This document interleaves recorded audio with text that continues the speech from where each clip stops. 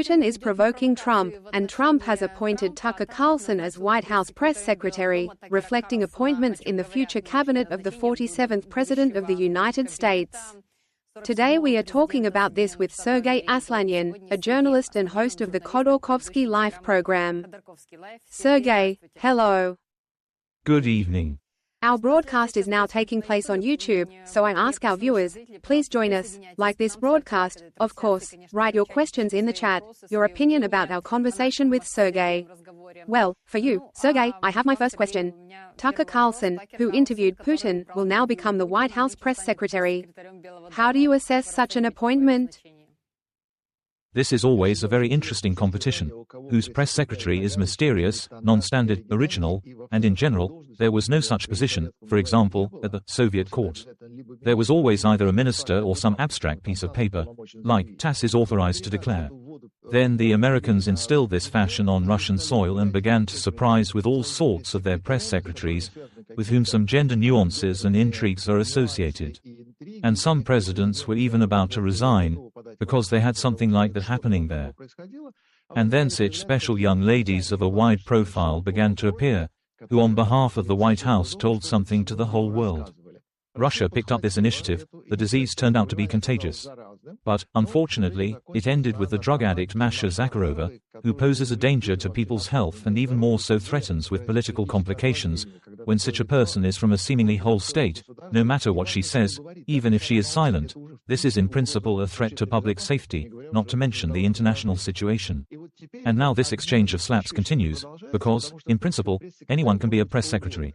This is not an independent figure, this is a stand for a microphone. The stand can be, for example, beautiful. It may be like Dory's fish, single-celled, but if it looks good, then it basically copes with its function as a faucet from which something pours. But when it comes to Tucker Carlson, it just shows that the future president, who has not yet taken office, Trump, can afford to mock Putin so exquisitely.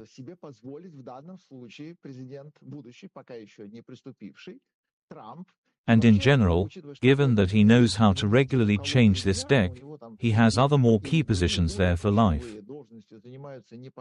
He can take it off in a month or 6 months. But the first attempt on this topic, magnificent, is just like that immediately with an oar and head-on. Because this is not subtle diplomacy. It would be possible to take something neutral and put some impudent text into the mouth of this neutral.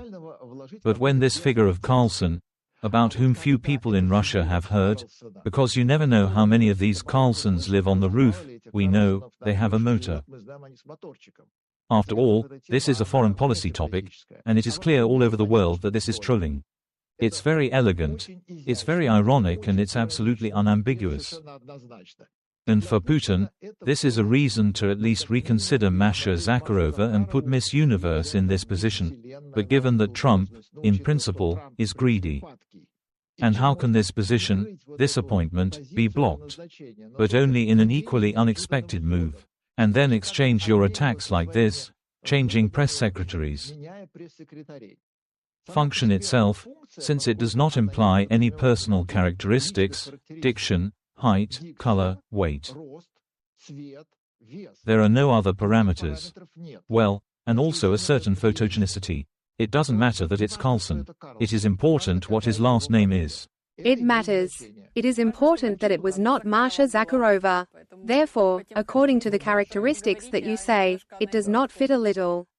Masha Zakharova does not fit for anything. I am afraid that in her main area of activity as the main drinking companion of the Ministry of Foreign Affairs, she is no longer able to cope with her duties. Yes, that's for sure, but nevertheless, if we're serious, Putin supposedly wants negotiations and tells every free journalist about it. But at the same time, last week the Russian state TV channel ROSSIYA1 started talking about a naked Melania Trump in the 2000s, where she was filmed for a magazine, I think, and Q or JQ. Yes, this is also a kind of provocation on the part of Russia. It cannot be said that Skobeva and Popov decided to show photos of Melania Trump in her youth.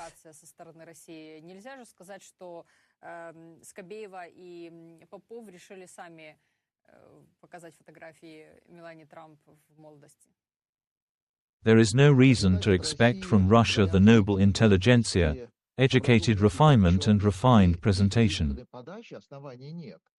The country of gopniks. If criminals sit at the very top, then why should they suddenly depart from the usual stereotypes? They have a deck of cards. This is evening leisure.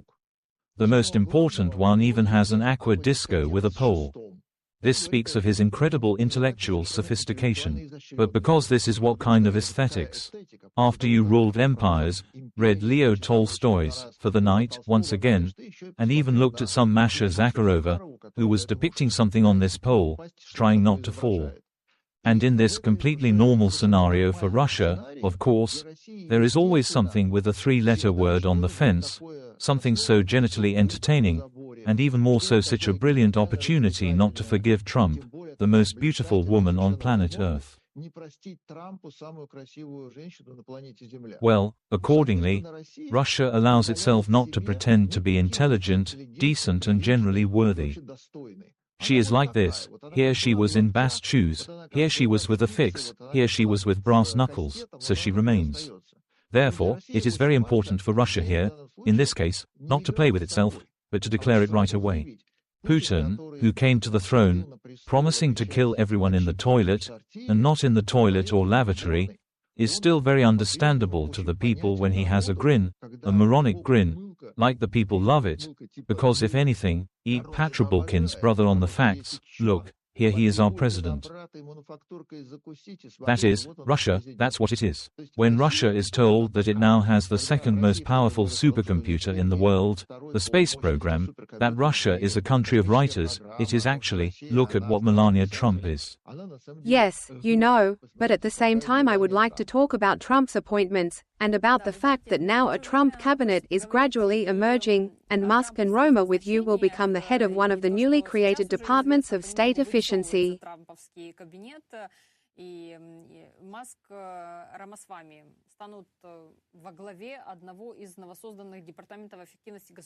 He was already afraid of Trump and paid him more than $100 million, because Trump said that electric cars are absurd, there should be no electric cars, you need to drive on gasoline. And that's why Vance, the future vice president, said that anybody who buys a four-door, four-cylinder, four-wheel car in America gets $4,000 from the state budget, because we're only going to support internal combustion engines, never electric cars. For Musk, this is a delicate moment. And Musk, who is now at court, in office, he had already asked Trump for a favor even before his appointment, and could Trump appoint several of his employees to the Department of Defense, including Elon Musk.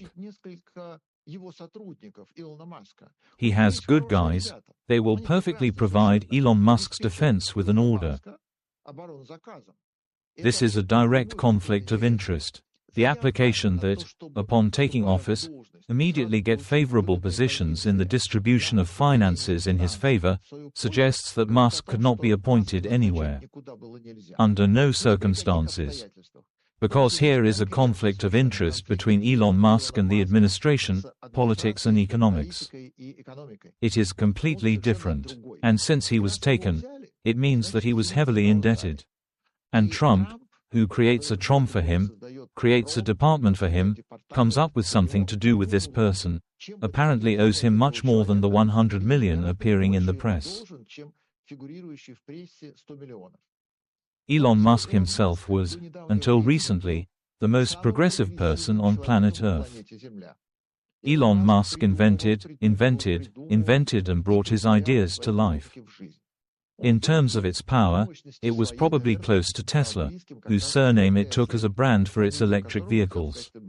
Because Tesla knew a lot of intimate things about the world, another thing is that he was not so effective in terms of money, but he was definitely effective in terms of ingenuity. Elon Musk was, until recently, incredible. He could do anything, he took on anything, he succeeded in everything. In order to understand how much any polished metal can hide a rather cloudy, worn out and not so ceremonial reverse side, you can understand by looking at how in the first marriage, Musk's children received human names, and the subsequent children, the entire next litter of Elon Musk, received monstrous combinations of numbers and letters that have nothing to do with names.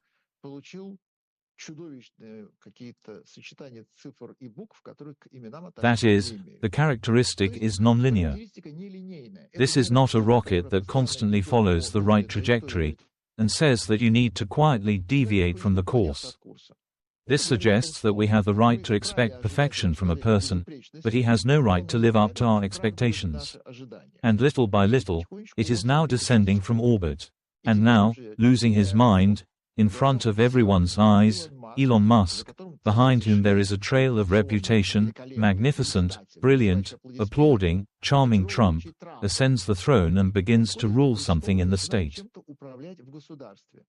In its current state, in my opinion, it is very dangerous.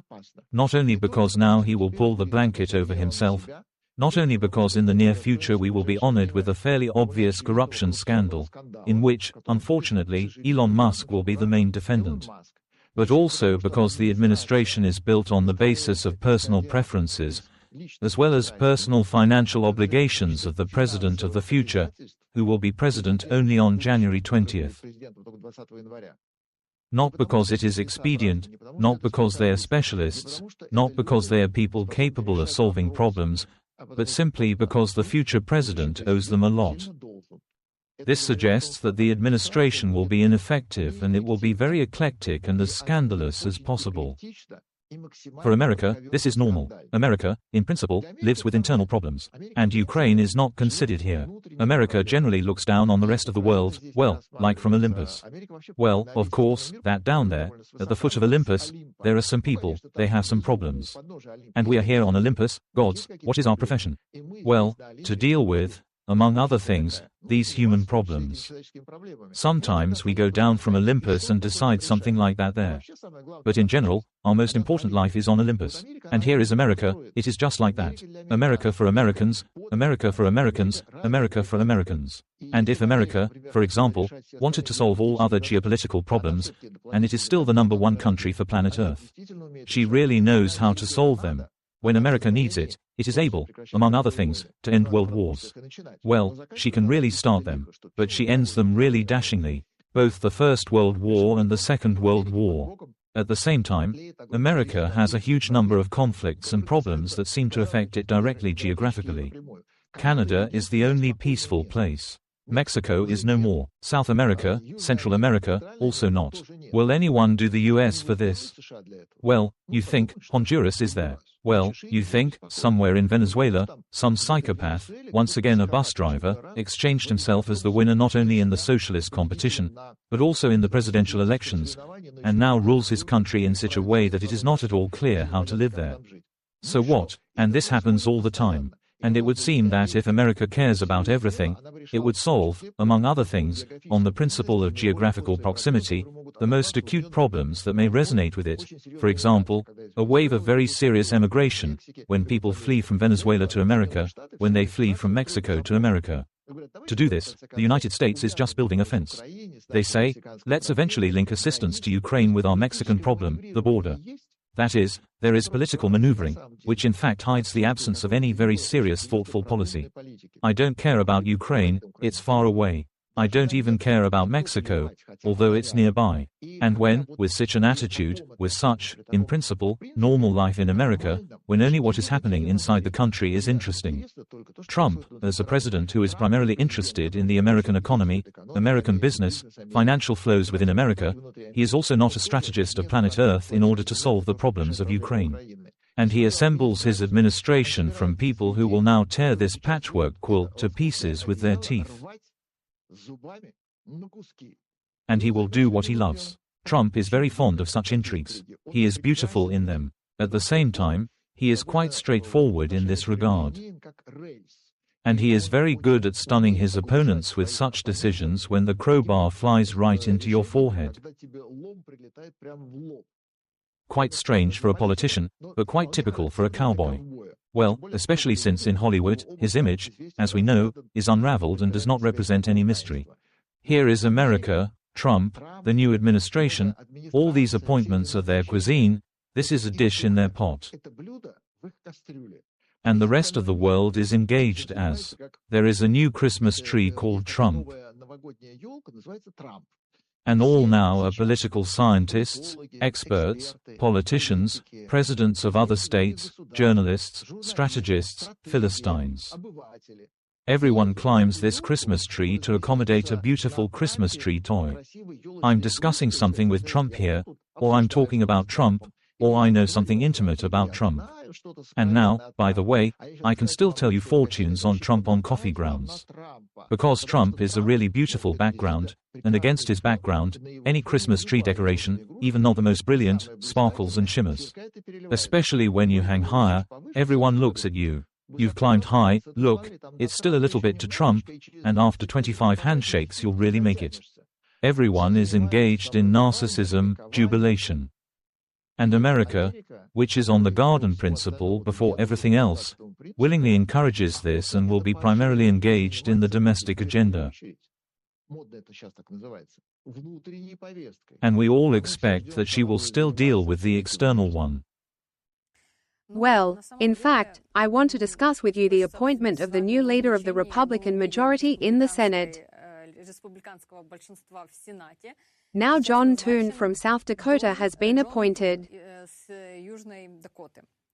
If we talk about the fact that Trump's personnel decisions, which we are talking about now, surprised the Republicans themselves, to what extent do you think this party establishment is really ready to give up, say, all these roles in the Trump cabinet and not participate in this, based on, say, the appointment of Senator John Thune?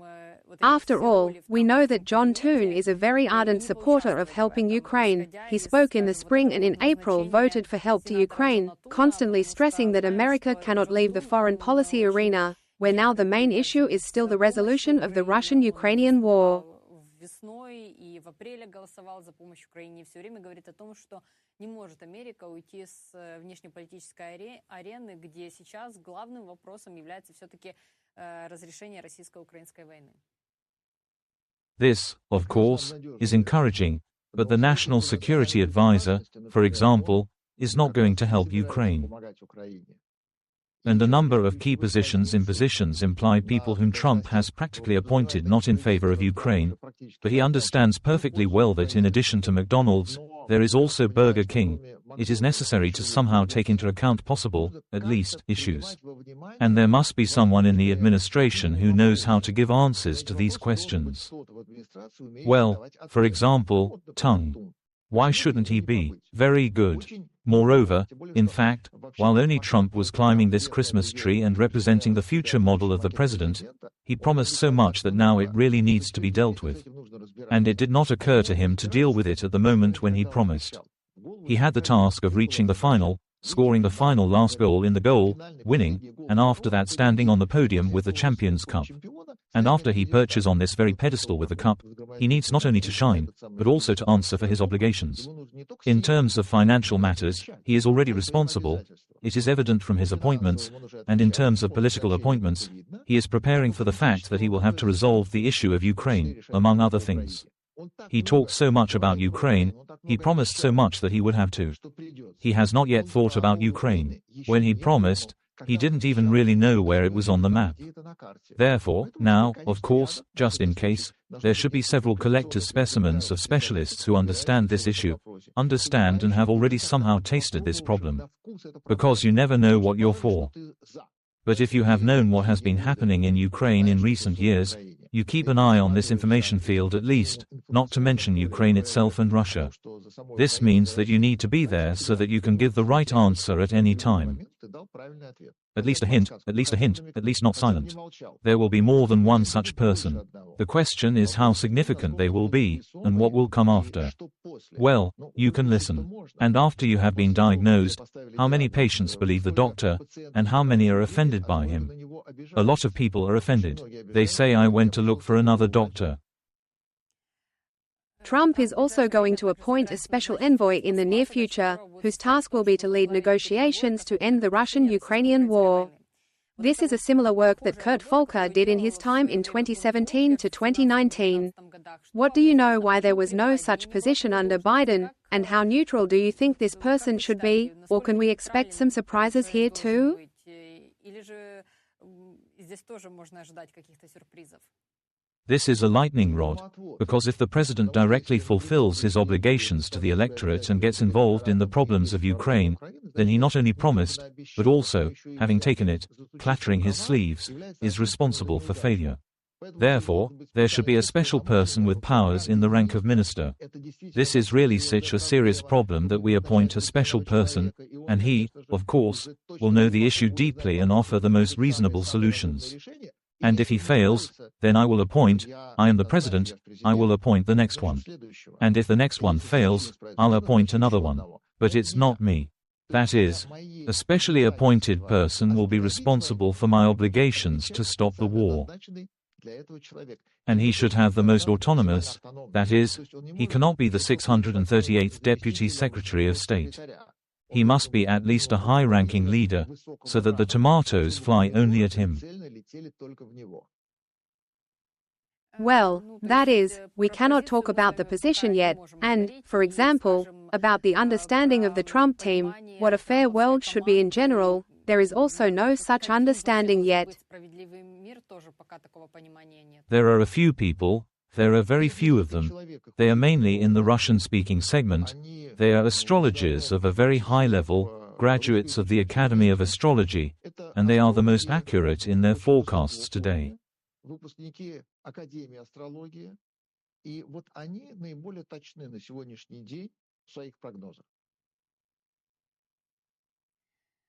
Okay, then let's talk about the fact that now, the current administration of the United States seems to have realized that support for Ukraine is more important than ever. And today Blinken met in Brussels with Ukrainian Foreign Minister Andriy Sybiha, and Zakharova has already spoken about the incredible consequences if Ukraine is given the opportunity to strike deep into Russia with long-range weapons.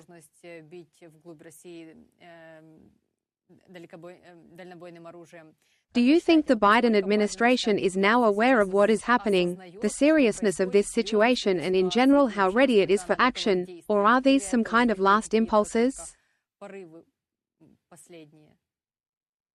It is unlikely that there is any news for these people who are going to the reserve, because they have been watching the development of this tragedy for 2.5 years, and they know perfectly well what Ukraine needs to win, how exactly things are and to what extent Ukraine has the prospect of winning this war. There could be no news, nothing new, absolutely not a single valuable conclusion of late, and there was nowhere for it to appear. But realizing that Trump is unpredictable, and Trump, as a businessman, will just sit down at the gaming table, spread the party, and he will be ready to lose Ukraine, because what is more important is not what will happen to the country, but what will happen to the promises. He promised to end the war, he ended the war. For example, including by achieving some kind of humiliating peace from Ukraine, twisting Ukraine's arms. I didn't promise victory, I promised to stop. So I stopped. And the Biden administration is well aware that this man is really absolutely unpredictable. And in the near future, most likely, he will not deal with Ukraine, firstly, because he does not know how, and secondly, when he still gains, well, at least some understanding of the situation to take him into consideration. This means that we need to hurry and send all the money to Ukraine in the remaining 70 days, to support in absolutely all areas that are available, because there will definitely be a pause in the future. And, in general, to this day, America has not given Ukraine the opportunity to win this war, not because it is against Ukraine, not because it is for it, but because it can in no way miss Russia's defeat. Not even Putin. Country. After all, there, on this continent, somewhere in this bear tiger, there must be a certain country that is somehow trying to balance China. In this function, the buffer zone, it is quite suitable. And because of this, Ukraine cannot be allowed to defeat it. But now, because of this pause, when there will be a reappointment, now we will hand you the scepter and the orb, you will still swear on the Constitution. So far, the Biden administration, having the data and understanding exactly how wrong it is, preventing Ukraine from winning, and how this is perceived in Ukraine, in Europe, in the EU and even in Russia. It does not make up for lost time, but closes its minimum capabilities and promises so that there are no more claims later. Well, we gave you money, there were agreements. Our ministers, including Blinken, about everything that needs to be discussed. He nodded his head, smiled in the right place, shook hands. Next, We pass the baton. This is not believing in Trump. This is not believing in his position. It is no coincidence that Europe also went too far when it wanted an analog of NATO, because Trump treats NATO as a private organization. If no one pays, then it does not work, so he does not need NATO either, and Europe does not need it. And yet NATO without America and without Trump is still a weakling. To do this, you need to create your own version. And that is why Europe was not yet understood. Or maybe Kamala Harris, and she is not smart either. But Trump, he is too epic, he still looks more like Zhirinovsky. And so let's start discussing a very important issue here in Europe. Let's create our own army, because it seems that war is inevitable. And America is now unpredictable. Trump is unpredictable, so let's go America. The last tranche, the last agreements, the last obligations, the last handshake. This is alarming. This means that neither Europe nor Biden believes in Trump. Well, Europe, in fact, European leaders do not give such signals. They are now talking about a new military strategy for NATO, and this is a military strategy without the United States, as far as I understand. Do you think that if, as you say, Ukraine can be pressured and, possibly, if they begin to negotiate with Russia, then what fate awaits Russia itself in this case? I mean ordinary people. These people at all times lived according to the principle, if a house burns down, then you need to gird yourself and go to the neighboring village. Therefore, every time people extrapolate their idea of human life to Russia while in a normal country and try to find a society there, well, a ready-made society, and this population is probably already considered a nation with some kind of state understanding of the situation.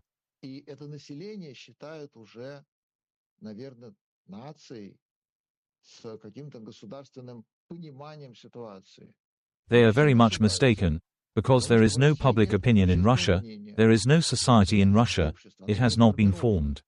Russia is a country that turns into hatred without distinction, with slight inclusions of patriotism, when it is really hot and counts on the fact that any actions of the West will somehow affect the lives of people in Russia.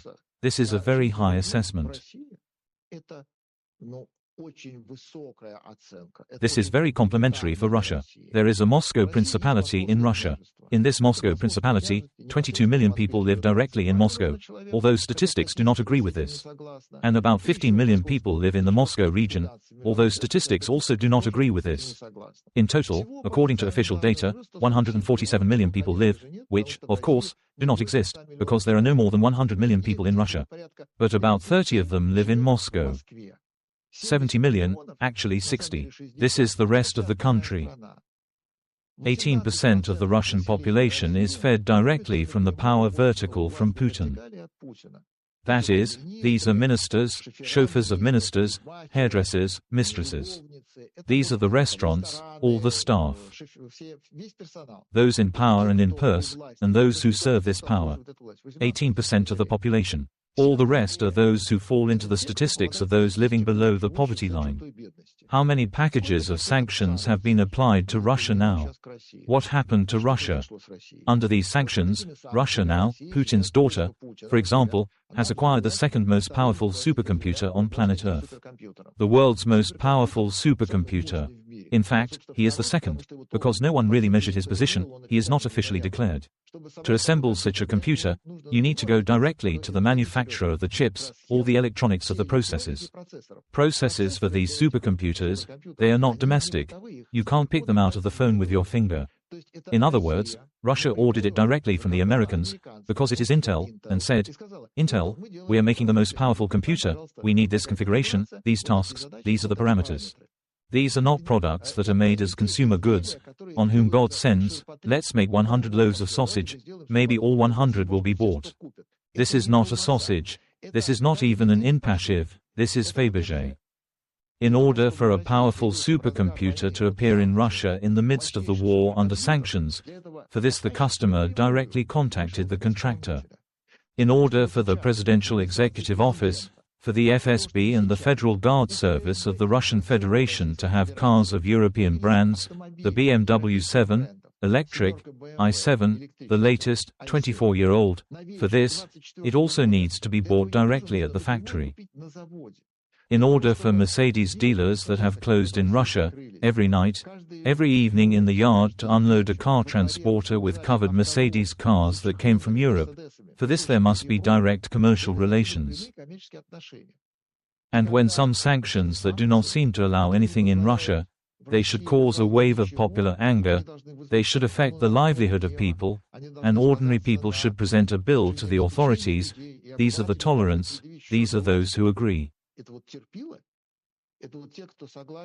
Yesterday I drove a German car, today I drove a Chinese car, yesterday I rode a motorcycle, today I walked, yesterday I had sausage, and today I drove only rutabagas. These are the ones who always agree. These are the ones whose teachers are always personally engaged in ballot stuffing, and then grieve that they have a small salary, that their director is a scoundrel, and that the FSB drags them for interrogations. Teachers did it with their own hands, and they did not consider it necessary to think about whether I was to blame for this.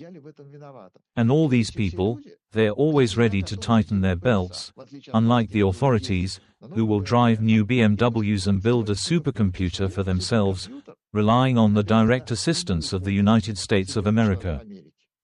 Therefore, any sanctions, restrictions, embargoes, they in no way affect the authorities in Russia. And they do not affect the people in any way, because poor people are accustomed to misery. When sociologists suddenly happened in Russia some years ago, this first appeared, there was a decent organization, and then marketing came there, depending on who studied which ruble at school. And the market study began, and they began to ask questions. But in Russia, what kind of sausage would you like? Anyone, let me eat it at last. And what kind of shampoo would you like? Are they different? And this wave of demand research, the study of certain opinions, it found that 20% of the population of the most reading country in the world did not have toothbrushes. These people simply did not brush their teeth. And when they began to pester what kind of toothpaste, they said what it was. What is toothpaste? And on it, vodka settles normally. Yes, there is a stool for the rest of my life and it's fine. And when the West tries to assume that if there are still a few more sanctions, a couple more Rammsteins and their packages, especially since Korea supports and does not supply, for example, to Russia, allegedly technologies, cars, materials, Japan supports sanctions, the European Union, the United States of America also do not submit a huge number of commodity items to Russia, this will now affect the lives of the people. No, people could not afford it before. The population of the country outside the Moscow Principality did not buy iPhones. Muscovites bought, but not in Tambov. And if the Third World War happens in Syzran, then the residents of Syzran will not know about it in any way, because after they, having waited out the nuclear bombing, still go out into the street, the landscape will not change, both before the nuclear bombing and after it. And the Russian government, which is under sanctions, which for some reason receives the newest BMW 7 with FSO numbers, here it is, riding around the Kremlin, there is nowhere to get it, except directly. And there is nowhere to get supercomputers. And Russian missiles, Iskanders, killing Ukrainians, they're on the American element base. Just like the Iranian Shaheds, also on the American element base. And the processors and microcircuits there are American. But it's somehow inconvenient to talk about it, because for 2.5 years America has been throwing up its hands and saying, we don't know. But then one client called us and said, you know, I need 1,000 processes that could, for example, control drones. He asks me, are you not Russian? He says, no, listen, moms, I swear, I'm not Russian. Well, that's enough for us. Russian KAMAZ trucks, which carry equipment and weapons participating in the war in Ukraine, have a cylinder piston group produced by the American company Federal Mogul. The Federal Mogul has 5 factories in Russia, they are still working, no one has stopped it. That is, America, which says that we are for Russia, for some reason it did not stop the production of KAMAZ trucks that kill Ukrainians. And every time we talk about sanctions and economic pressure on Russia, first of all, there is no pressure, you just raise the price tag, but at the same time you continue to help Russia. America continues to help, and all civilized countries continue to help. Russia is happy to pay 3 Ns, which Russia is very solvent in this regard. The population will eventually dig up potatoes from bread to kvass. If anything, they will switch to birch bark. Not for the first time. And each time they hope that all this will form some kind of self-consciousness, some kind of public opinion and, in the end, society. Among people for whom the crisis of morality is a state doctrine, it is impossible to count on any reaction other than, wow, well, I'm going. There are no grounds. Because in Russia, you can't break your shoulder and but, my house is on the edge, what could I do alone? This is for centuries. Russia is always like this. The thaws are short-lived, the rest of the landscape is completely frozen. It is not decades, it is centuries. Because Benkendorf said 197 years ago that in Russia laws are not written for the authorities. That is, soon we will celebrate the 200th anniversary of this phrase, which summed up the result, the previous activity. Farewell, unwashed Russia, a country of slaves, a country of masters. And you, blue uniforms, and you are a loyal people to them. After all, this was also written more than 100 years ago by Lermontov. And the uniforms are not blue now, but with Vasilkov Mykolaiv, and the people still remain in the same configuration of loyalty, as well as loyalty to this third main police department, the Okhrana. Nothing changes in Russia. And when somewhere in the West they say, and then we will take away their makorka, let them smoke their samosid in this case, so they will smoke this samosid, and now we will not give them washing powders, because this is an economic sanction. So we have never washed, we have not even brushed our teeth, and we will take away their foreign cars, well, we will go on this in Chinese. These people cannot be woken up just by pinching their waist belt on one hole. They always calmly, scolding their wife and sometimes giving her in the eye, treat the policy of power for granted. Strugatsky wrote about this. Why are people in Russia always so eager to burn their liberator alive, if anything? Because they do not understand its function. Slaves understand perfectly well how they could, if they flogged their master with a pitchfork, take his place and become an even worse master. And how to become a democrat, how to become a humanitarian, how to become a pacifist, how to become a peacemaker, these people do not know. Therefore, if suddenly some Alexei Navalny comes to them, then they hate this Alexei Navalny, they support his minority, and the majority hates him. And the West, which says, look, here it is a leader, so is it a leader for how many percent? Not even for 18. These are 18 completely different, very strong percent, for 3%, for 4%. And the West, with all its methods of awakening the consciousness of society, is absolutely past Russia. Russia is not receptive to this. And Russia, this is a country that is outside, if it is somehow possible to reach it, will gladly accept, for example, a loaf of bread from someone else's hand and eat it. America at all times, we remember that it came to any famine and saved a hungry Russia, always remaining a friend, even now, supporting not so much with bread as with Iskander microcircuits and processes. But she can't do more. The American is looked at with envy, the American is looked at with trepidation and hatred, as well as on any other who is better. And they are absolutely closed. And in order to understand, comprehend and put on your teeth, there is no tool for this from abroad, it will not work. If such processes are taking place in Russia, then what is the Russian opposition fighting for now? If, as Warren said, we have to make good out of evil, because there is nothing else to make it of. He received the Nobel Prize for this phrase, which included a whole novel, because it concerns not so much Russia, it concerns all of humanity. Humans are very imperfect. If civilization, for example, ended, then it would not be a pity. Because cats, for example, are better than people, and dogs are better than people. Humans are the most unfortunate thing that has come out of evolution. But every time things are hopeless, and when, well, the same with North Korea, it's better to isolate them from the rest of the world, there's no appeasement. A chimera crawls out of there, which is only more terrifying. And the opposition is fighting not to abandon people. Because in the concentration camp, In the Gulag in 1937, books were written, poems were written, science was moving. And Timofey Frysovsky approached Solzhenitsyn in transit and said, "Hello, I am the chairman of our scientific community here, in the transit camp. What topic would you be ready to make a presentation on? We have reports on scientific topics on such and such days. All these people need to be helped. All these people need to be consolidated and supported. And the opposition, which, for example, goes to a rally in Berlin, can it make any impression on Berlin?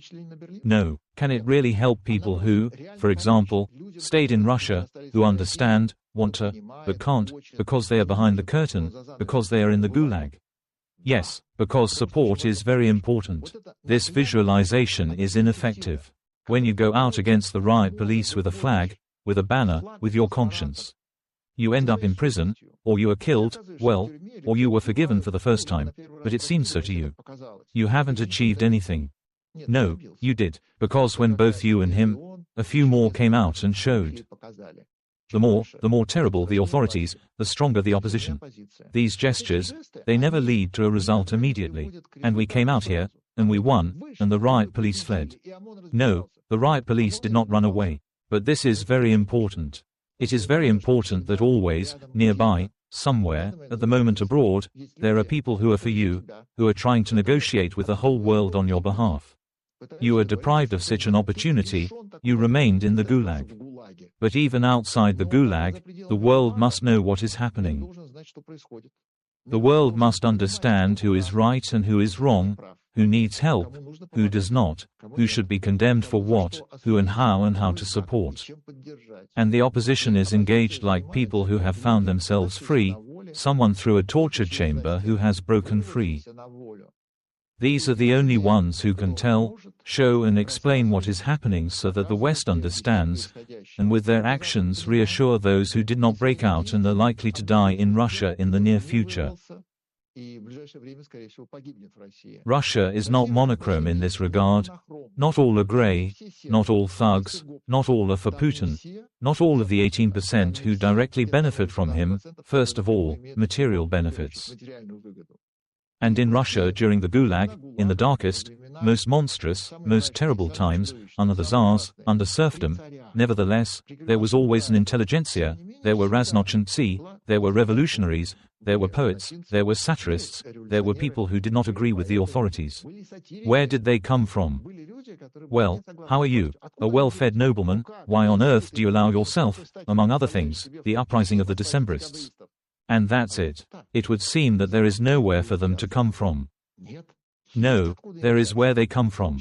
In particular, because they have support, because there is genetics. Why in a family that does not have any predisposition to the appearance of an intelligent person, nevertheless, he grows up. There is such an old genetic example. Family, parents are alcoholics, lumpens, patients with all sexually transmitted diseases that there are. There are 5 children in this family, and now the mother is pregnant with the 6th. Do you see what the point is? If someone were allowed to make decisions for this family, to deprive them of parental rights in order to kill a child before he is born, because it will be easier this way, it would be simply fascism. And no one could have predicted that this child would grow up to be Beethoven, that his family would play such an important role in history. Rejection of such a child is like someone saying that it is not worth giving these people a chance, because they cannot unite, cannot agree. The opposition can quarrel, argue, and, yes, they don't have much power. But this is the very light, the very periscope of the submarine, which does not look into the dark abyss, but seeks the light.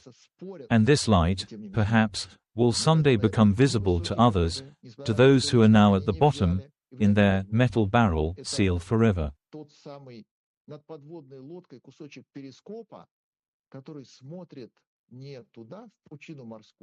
А сюда, где свет.